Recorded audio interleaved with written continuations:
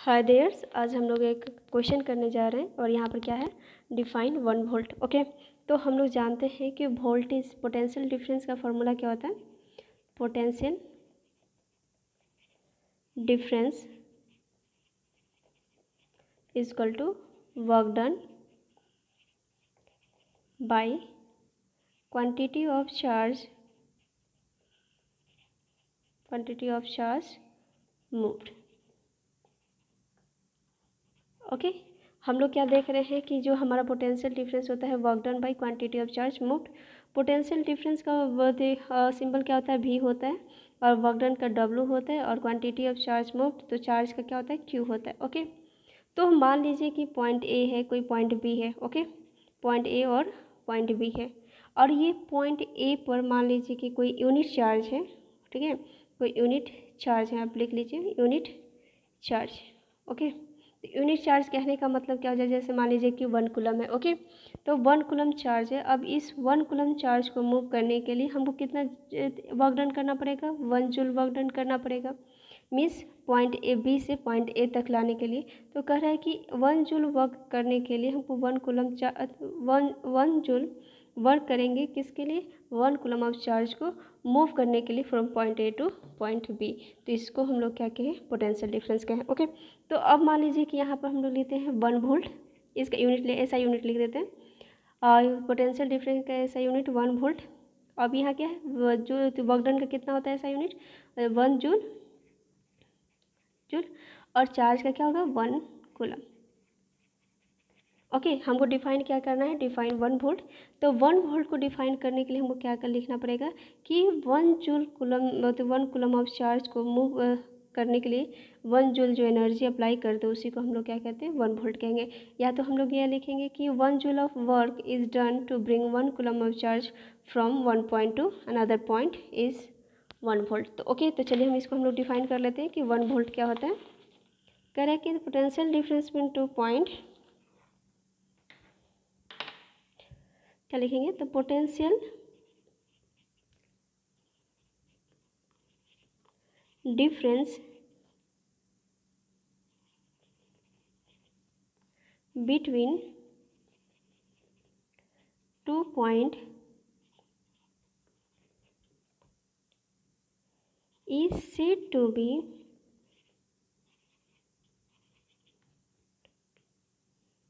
1 volt if 1 joule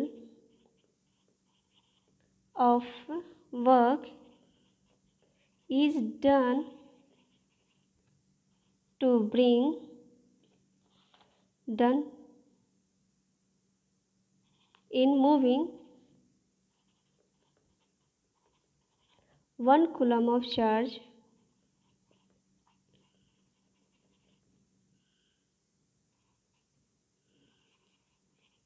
electric charge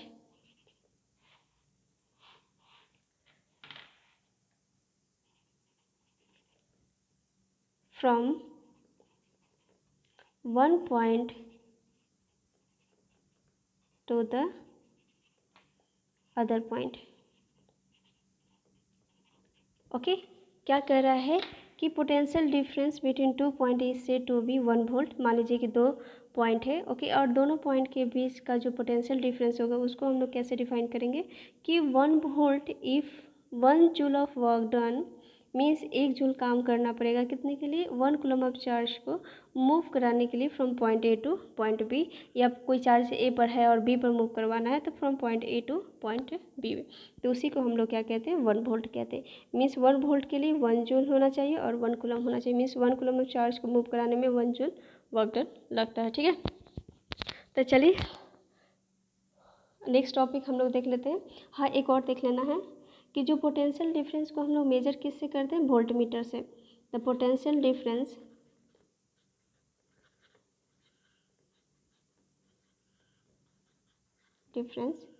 is measured by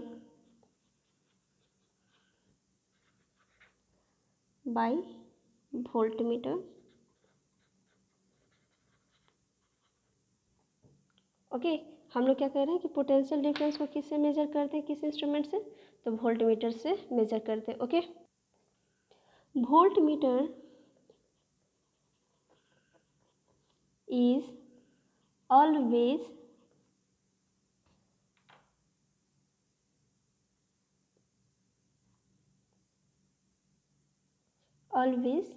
connected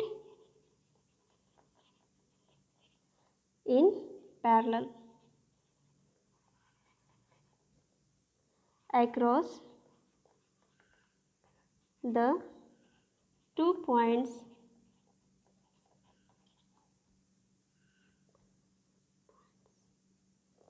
where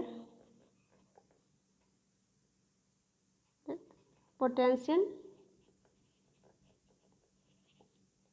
difference is to be measured. Okay क्या बोल रहा है कि जो वोल्ट मीटर है हमेशा क्या करते हैं, पैरेलल में लगाते हैं। किसके अक्रॉस लगाते हैं? जिसके अक्रॉस हमको पोटेंशियल डिफरेंस मेज़र करना पड़ेगा। जैसे मान लीजिए कि हमारा कोई एक सर्किट है, ठीक है, और हमको क्या करना है कि इस रेजिस्टेंस के अक्रॉस ये पोटेंशियल डिफरेंस हम अप्लाई कर दिए। ओके, अब कह रहा है कि इस रेजिस्टेंस के अक्रॉस हमको क्या करना है, पोटेंशियल डिफरेंस नापना है। तो हमको इसके पोटेंशियल डिफरेंस को मेज़र करने के लिए हमको इसको पैरेलल में जो हमारा वोल्ट मीटर है, ओके, जो हमारा वोल्ट मीटर है, इसको हमेशा हम लोग क्या करते हैं, जिस रेजिस्टेंस है या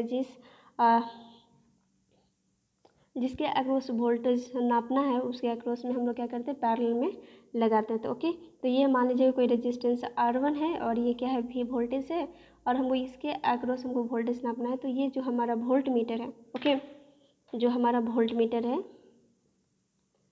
ये जो हमारा वोल्ट मीटर है, तो ये हम लोग हमेशा इसको क्या करते हैं, जिस अक्रॉस किसी भी सर्किट के या किसी भी इक्विपमेंट के अक्रॉस हमको वोल्ट मीटर नापना होगा, तो वो पोटेंशियल डिफरेंस नापना होगा, तो उसके पैरेलल में हम लोग क्या करेंगे, इसको यूज़ करेंगे। ओके, तो कह रहा है नेक्स्ट पॉइंट क्या कह रहा है कि जो पोटेंशियल